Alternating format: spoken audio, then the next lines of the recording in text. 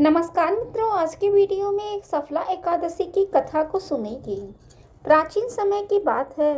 भारत में चंपावती नगर में एक महिष्मान नामक एक राजा राज करता था।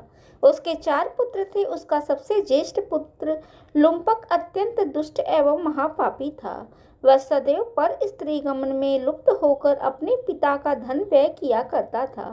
देवता, ब्राह्मण, वैष्णव आदि सुपात्रों की निंदा करके वह अति प्रसन्न होता था।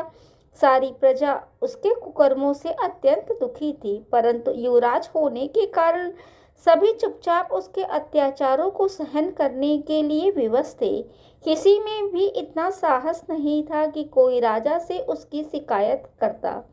एक दिन राजा महिष्मान को लुम्पक के कुकर्मों का पता चल ही गया। तब राजा अत्यधिक क्रोधित हुआ और उसने लुम्पक को अपने राज्य से निष्कासित कर दिया।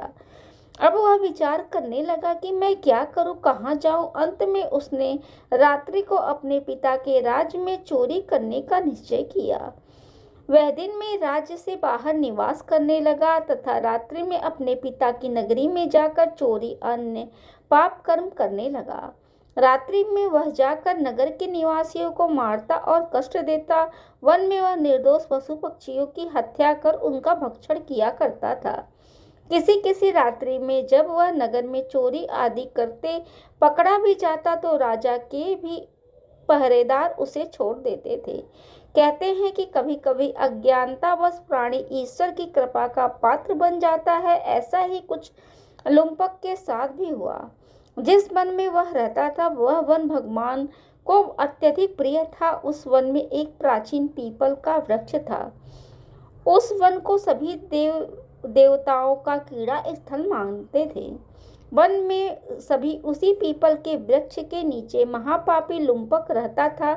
कुछ दिन बाद पौष माह के कृष्ण पक्ष की दशमी के दिन वस्त्रहीन होने के कारण लुम्पक तेज ठंड से मूर्छित हो गया। ठंड के कारण वह रात्रि को भी शयन नहीं कर सका तथा उसके हाथ पैर अकड़ गए।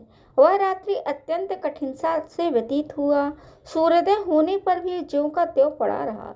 सफला एकादशी के मध्यकाल में वह पापी मूर्छित ही पड़ा रहा। जब सूर्य के तपने से उसे कुछ गर्मी मिली तब उसे होश आया। तब वह अपने स्थान से उठकर किसी प्रकार से चलते हुए वन में भोजन की खोज करने लगा। उस दिन वह शिकार करने में असमर्थ था, इसलिए पृथ्वी पर गिरे हुए फलों को लेकर पीपल के वृक्ष के नीचे गया। उसे फल तनिक भी अच्छे नहीं लगे। उसने फलों को पीपल के जड़ के समीप रख दिया और दुखी होकर बोला, हे ईश्वर, यह फल आपको ही अर्पण है। इन फलों से आप ही तृप्त हो। ऐसा कहकर वह रोने लगा।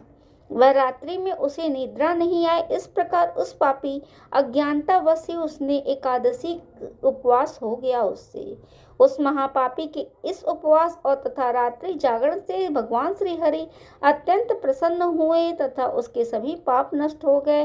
प्रातःकाल होते ही अनेक सुंदर वस्तुओं से सुसज्जित एक दिव्य रथ आया तथा लुम्पक के सामने खड़ा हो गया। उसी समय आकाशवाणी हुई, हे युवराज, भगवान नारायण ने के प्रभाव से तेरे सभी पाप नष्ट हो गए हैं। अब तू अपने पिता के समीप जाकर राज्य कर। आकाशवाणी को सुनकर लुम्पक अत्यंत प्रसन्न होते हुए बोले, हे प्रभु, आपकी जय हो। ऐसा कहकर उसने सुंदर वस्त्र धारण किए। फिर अपने पिता के समीप पहुंचकर उसने संपूर्ण कथा पिता को सुनाई। पुत्र के मुख से वृतांत सुनने के बाद पिता ने अपना समस्त राज्य पुत्र को सौंप दिया और वृद्धावस्था आने पर वह अपने पुत्र को राज सौंप कर भगवान का भजन करने के लिए वन चला गया।